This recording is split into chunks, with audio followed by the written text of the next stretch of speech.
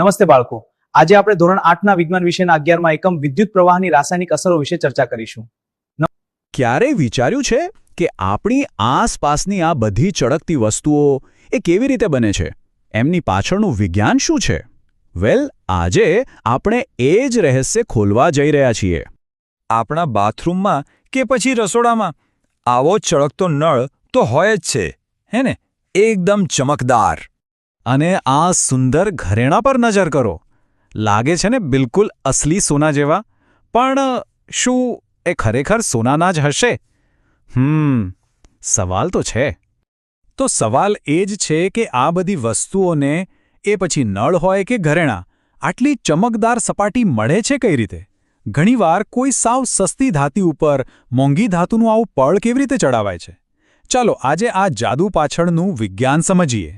Okay, તો આ રહસ્યને ઉકેલવા માટે આપણે એકદમ મૂળભૂત સવાલથી શરૂઆત કરવી પડશે. અને એ સવાલ છે, શું પ્રવાહીમાંથી વીજળી પસાર થઈ શકે ખરી? જુઓ, આપણને એટલી તો ખબર જ છે કે કેટલાક પદાર્થો સુવાહક એટલે કે કંડક્ટર હોય છે, જેમ કે તાંબુ કે લોખંડ, જેમાંથી વીજળી આસાનીથી પસાર થઈ જાય.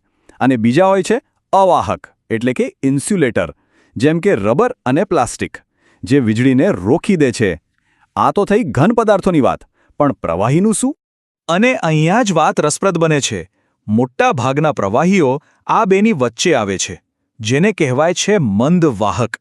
મતલબ કે એમાંથી વીજળી પસાર તો થાય, પણ સાવ ધીમે ધીમે, થોડા પ્રમાણમાં. આપણે જે નળનું પાણી વાપરીએ છીએ કે પછી લીંબુનો રસ, એ બધા મંદ વાહક જ છે. કેમ? કારણ કે તેમાં એસિડ, બેઝ કે ક્ષાર જેવી વસ્તુઓ ઓગળેલી હોય છે. તમને જાણીને નવાઈ લાગશે, પણ એકદમ શુદ્ધ પાણી, જેને આપણે ડિસ્ટિલ્ડ વોટર કહીએ છીએ, એમાંથી વીજળી પસાર નથી થતી. એ અવાહક છે. પણ એમાં જ જો આપણે ખાલી એક ચપટી મીઠું નાખી દઈએ ને, તો તરત જ એ વીજળીનું સુવાહક બની જાય છે. છે ને કમાલ? તો હવે એ તો પાક્કું થઈ ગયું કે અમુક પ્રવાહીઓમાંથી વીજળી પસાર થઈ શકે છે. પણ ખરી મજા તો હવે છે, જ્યારે વીજળી એ પ્રવાહીમાંથી પસાર થાય છે, ત્યારે એ ખાલી પસાર નથી થતી. એ ત્યાં એક રીતસરનું રાસાયણિક જાદુ કરે છે. અને આ જ આપણો આખા વિષયનો મુખ્ય મુદ્દો છે કે જ્યારે કોઈ વાહક દ્રાવણમાંથી વીજળી પસાર થાય, ત્યારે ત્યાં રાસાયણિક પ્રતિક્રિયાઓ થાય છે. બસ આને જ કહેવાય છે વિદ્યુત પ્રવાહની રાસાયણિક અસર. અંગ્રેજીમાં એને ઇલેક્ટ્રોલિસિસ પણ કહે છે. અને આ અસર આપણે જોઈ પણ શકીએ છીએ, ખબર છે?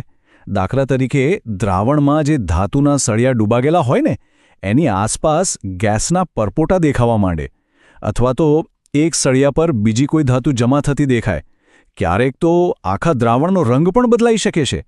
આ બધું એ રાસાયણિક અસરના જ પુરાવા છે. બસ, આપણે લગભગ રહસ્ય સુધી પહોંચી ગયા છીએ. વીજળીની આ જ રાસાયણિક જાદુગરી, આ જ ઇલેક્ટ્રોલિસિસ, એ જ પેલી ચળકતી વસ્તુઓ પાછળનું અસલી કારણ છે. ચાલો હવે જોઈએ કે આ બધું જોડાય છે કેવી રીતે. આ જે પ્રક્રિયા છે, એને એક ખાસ નામ આપવામાં આવ્યું છે, ઇલેક્ટ્રોપ્લેટિંગ.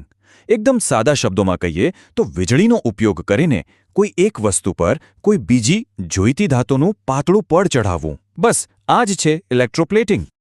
આખી પ્રોસેસ કેવી રીતે કામ કરે છે એ સમજીએ. ધારો કે આપણે કોઈ વસ્તુ પર તાંબાનો ઢોળ ચડાવવો છે, બરાબર? તો સૌથી પહેલાં તો આપણે કોપર સલ્ફેટનું દ્રાવણ બનાવીશું. પછી જે વસ્તુ પર ઢોળ ચડાવવાનો છે તેને બેટરીના નેગેટિવ એટલે કે ઋણ છેડા સાથે જોડીશું, અને તાંબાની એક પ્લેટને પોઝિટિવ એટલે કે ધન છેડા સાથે. હવે આ બંનેને દ્રાવણમાં ડૂબાડીને સ્વિચ ઓન કરી દો. શું થશે ખબર છે? પોઝિટિવ છેડા પરથી તાંબુ છૂટું પડીને નેગેટિવ છેડા પરની આપણી વસ્તુ પર ચોંટવા લાગશે. ધીમે ધીમે આખી વસ્તુ પર તાંબાનો ઢોળ ચડી જશે. પણ યાદ રાખજો, આ ઇલેક્ટ્રોપ્લેટિંગ ખાલી વસ્તુઓને સુંદર દેખાડવા માટે જ નથી થતું. એના બીજા પણ બહુ મહત્વના ફાયદા છે. જેમ કે એ વસ્તુને કાટ લાગવાથી બચાવે છે, એને ઉઝરડાઓ સામે રક્ષણ આપે છે, અને હા, જે આપણે શરૂઆતમાં વાત કરી હતી, સસ્તી ધાતુના ઘરેણાં પર સોના કે ચાંદીનું પાતળું પડ ચડાવીને એને મોંઘા દેખાડવા માટે પણ આ જ ટેકનિક વપરાય છે.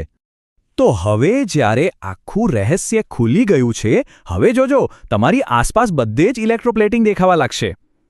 તમે વિચાર્યું પણ નહીં હોય એવી જગ્યાએ. ક્યાં ક્યાં? વેલ, કારના ચળકતા ભાગો, બાથરૂમના નળ, રસોડાના ગેસ બર્નર, સાયકલનું હેન્ડલ અને પૈડાની રીમ, એટલું જ નહીં, આપણે જે ફૂડ કેન વાપરીએ છીએ ને એની અંદર પણ ટીનનો ઢોળ ચડાવેલો હોય છે, જેથી લોખંડને કાટ ન લાગે. અને મોટા પુલ અને બિલ્ડિંગમાં જે લોખંડ વપરાય છે એને પણ કાટથી બચાવવા ઝિંકનો ઢોળ ચડાવાય છે. આ બધું જ ઇલેક્ટ્રોપ્લેટિંગ છે. તો ચાલો હવે વારો છે વિજ્ઞાનના જાસૂસ બનવાનો. આજ માટે એક મજેદાર કામ. પોતાના ઘરમાં અને આજુબાજુ એવી કેટલી વસ્તુઓ છે જેના પર ઇલેક્ટ્રોપ્લેટિંગ થલેલું હોય? એક લિસ્ટ બનાવવાનો પ્રયત્ન કરજો. તમને સમજાશે કે વિજ્ઞાન આપણાથી જરાય દૂર નથી, બલકે આપણી એકદમ આસપાસ જ છે.